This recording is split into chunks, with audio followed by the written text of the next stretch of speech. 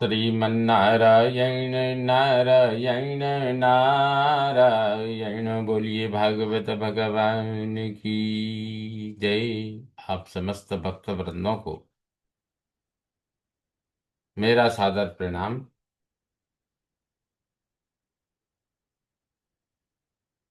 इस समय प्रस्तुत है श्रीमद् भागवत पुराण तृतीय स्कंध का द्वितीय अध्याय।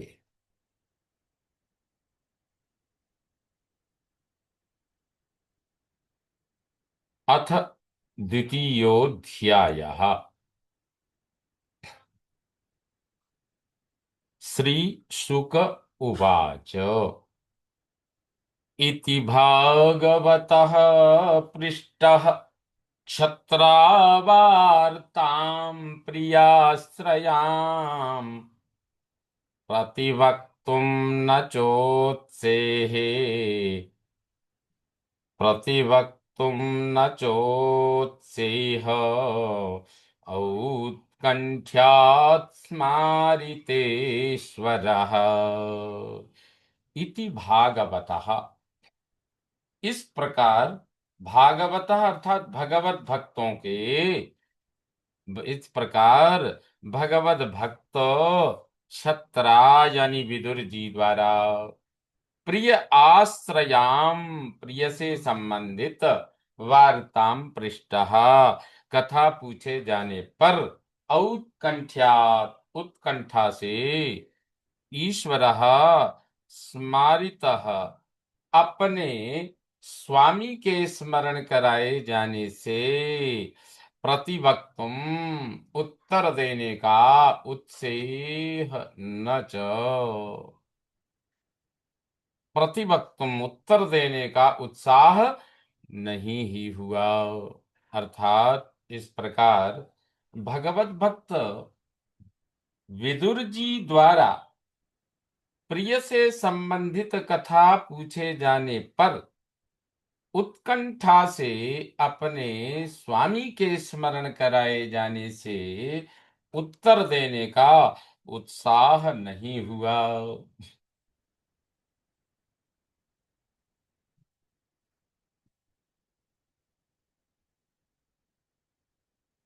यह पंचहायनो मात्र प्रातरासाय याचितः तन्नैच्छद्रचयन् यस्य सपर्यां बाललीलया। तो इस प्रकार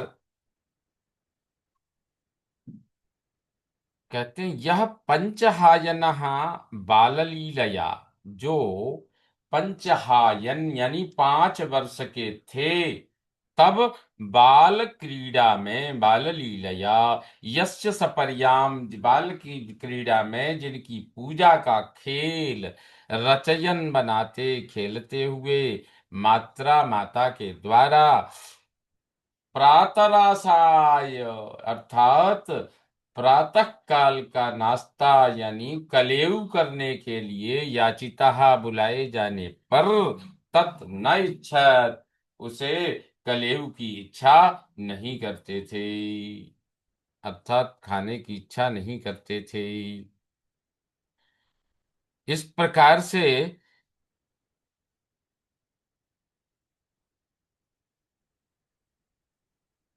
स कथम सेवया तस्य, कहते हैं इसका अर्थ यह हुआ, भावार्थ जो 5 वर्ष के थे तब बाल क्रीड़ा में जिनकी पूजा का खेल बनाते खेलते हुए माता के द्वारा कलेऊ करने के लिए बुलाए जाने पर भी उससे खाने की इच्छा नहीं करते थे।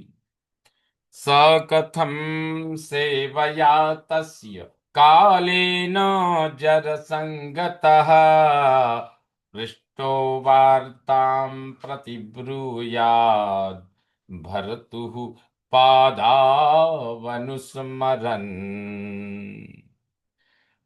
स तस्य कालेन वही उद्धव वही उद्धव जी तस्य उन अपने आराध्य श्री कृष्ण की कालेन बहुत दीर्घ काल के द्वारा सेवा करते हुए जरसम गतः बुढ़ापे में पहुंच गए। पृष्ठः भर्तुः पूछे जाने पर अपने स्वामी के पादाह अनुस्मरण स्वामी के चरणों का चिंतन करने में लगकर कथम प्रतिब्रूयात कैसे उत्तर दे सकते थे। अर्थात विदुर जी के प्रश्न का उत्तर देने में उद्धव जी उस समय स्तंभित हो गए, उनका स्मरण करने लगे जो निरंतर उन्हीं के साथ रहे। ऐसे उद्धव जी उत्तर दे नहीं सकते थे, कैसे उत्तर दे सकते थे। अर्थात वही उद्धव जी यहाँ विदुर जी उद्धव जी से प्रश्न कर रहे हैं, तो लेकिन उद्धव जी वहां अवाक हो गए हैं, कैसे हैं, तो वही उद्धव जी जो उन अपने आराध्य श्री कृष्ण की दीर्घ काल के द्वारा सेवा करते हुए वृद्धावस्था को प्राप्त हो गए हैं। ऐसे उद्धव जी विदुर जी के पूछे जाने पर अपने स्वामी के चरणों का चिंतन करने में लगकर कैसे उत्तर दे सकते थे। अर्थात वो तो उन्हें तो उन्हीं की याद आ गई, वो तो वहीं चले गए, मन से भगवान के चरणों में रम गए, तन से केवल वो विदुर जी के सामने हैं। समूर्तमभूत तूष्णीम कृष्णांघ्रि सुधया भृशम तीव्रेण भक्ति योगेन निमग्नः साधु निर्वृतः। कृष्ण अंघ्रि सुधया श्री कृष्ण के चरणों की सुधा में तीव्रेण भक्ति योगेन तीव्र भक्ति योग से वृषम निमग्न अत्यंत डूब कर पूरी तरह से डुबकी लगा चुके हैं, डूबा साध गए हैं। ऐसे साधु निर्वृता भली प्रकार आनंद मग्न हुए। स मुहूर्तम तूष्णीम अभूत वे उद्धव जी घड़ी भर के लिए चुप हो गए। अर्थात श्री कृष्ण के चरणों की सुधा में तीव्र भक्ति योग से अत्यंत डूब कर डुबकी लगाकर भली प्रकार आनंद मग्न हुए वे उद्धव जी विदुर जी के पूछने पर वे उद्धव जी घड़ी भर के लिए चुप हो गए। पुलकोद्भिन्न सर्वांगो मुञ्चन्मीलदृशा शुचः पूर्णार्थो लक्षितस्तेन स्नेह प्रसर संप्लुतः सर्व अंगः पुलकोद्भिन्न मीलदृशा शुचः मुंचन सर्व अंग अर्थात संपूर्ण अंग पुलक उद्भिन्न रोमांचित हो गया। पुलकोद्भिन्न रोमांचित हो गया। मीलत दृशा बंद नेत्रों से मीलत दृशा बंद नेत्रों से शुचः मुंचन आंसू बहा रहे थे। स्नेह प्रसर संप्लुता प्रेम प्रवाह में डूब गए थे। तेन इससे विदुर ने उन्हें पूर्ण अर्थ लक्षितः पूर्ण अर्थ लक्षितः इस प्रकार से विदुर ने उन्हें कृतकृत्य समझ लिया। अर्थात संपूर्ण अंग रोमांचित हो गया, बंद नेत्रों से आंसू बहा रहे थे, प्रेम प्रवाह में डूब गए थे। ऐसे उद्धव को विदुर ने उन्हें कृतकृत्य समझ लिया। सनकैर्भगवल्लोकान् नृलोकं पुनरागमः सनकैर्भगवल्लोकान् नृलोकं पुनरागतः विमृज्य नेत्रे विदुरं प्रत्याहोद्धव उत्स्मयन् सनकैः भगवल्लोकात् धीरे धीरे भगवल लोकात, भगवान के लोक से पुनः लोकम आगता उद्धवा, फिर मनुष्य लोक में आए उद्धव। नेत्रम विमृज्य, नेत्र पहुंचकर, नेत्रम विमृज्य, नेत्र पहुंचकर, उत्स्मयन विस्मित होकर, विदुरम प्रतियाह, विदुर से बोले, उद्धव जी विदुर से कहने लगे।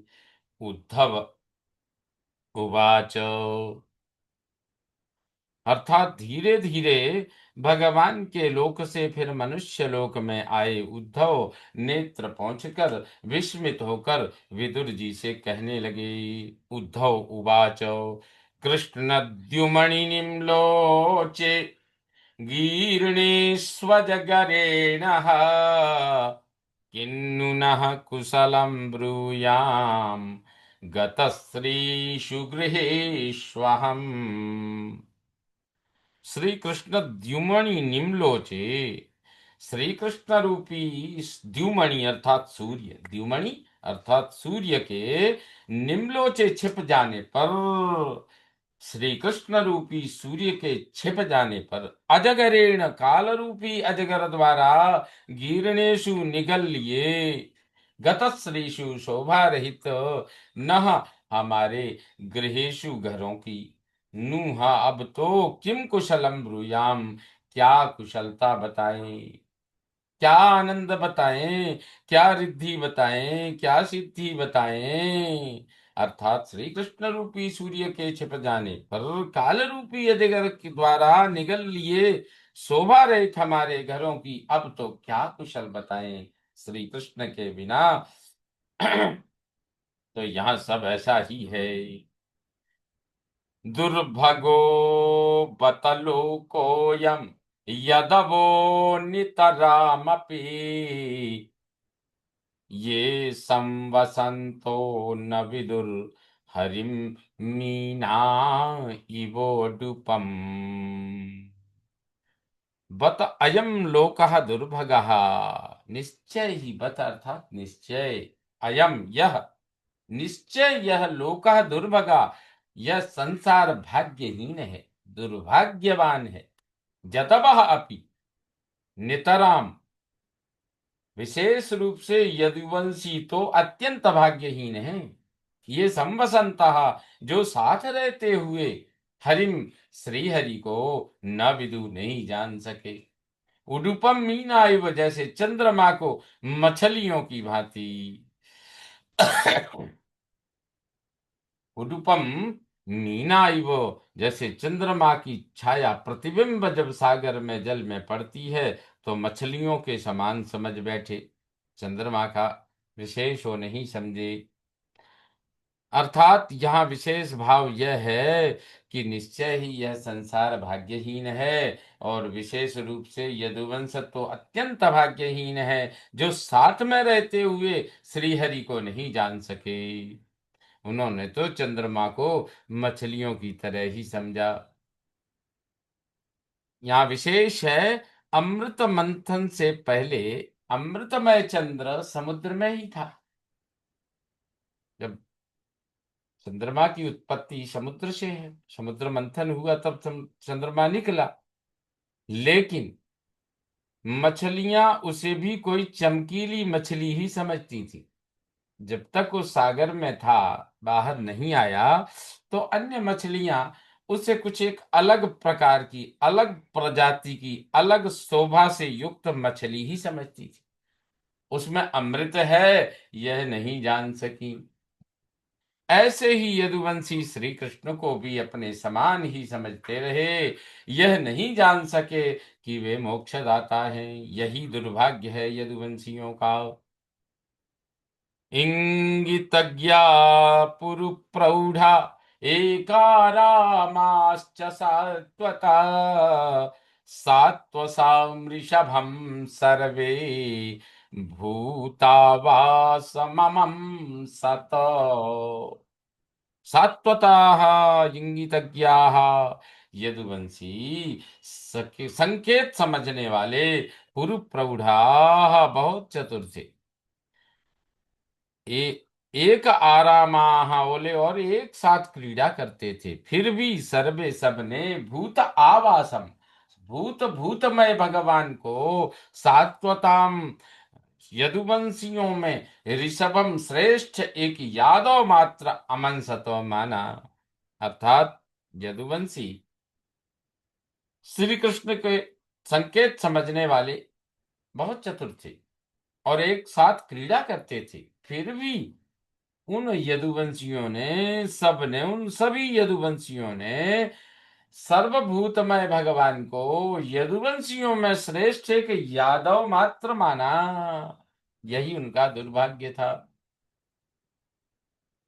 देवस्य मायया स्पृष्टा ये चान्यदशाश्रिताः भ्राम्यते धीर्न तदवाक्यैरात्मन्युक्तात्मनो हरौ।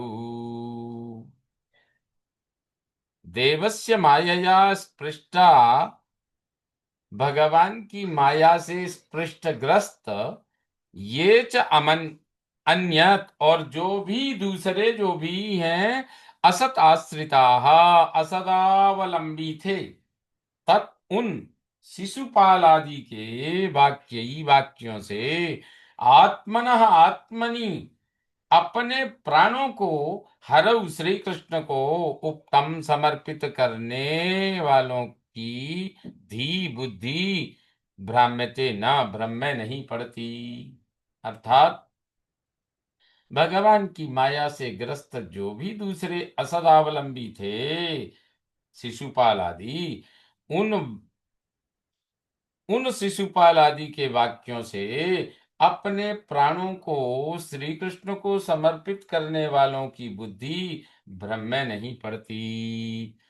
श्रीमन्नारायण नारायण नारायण।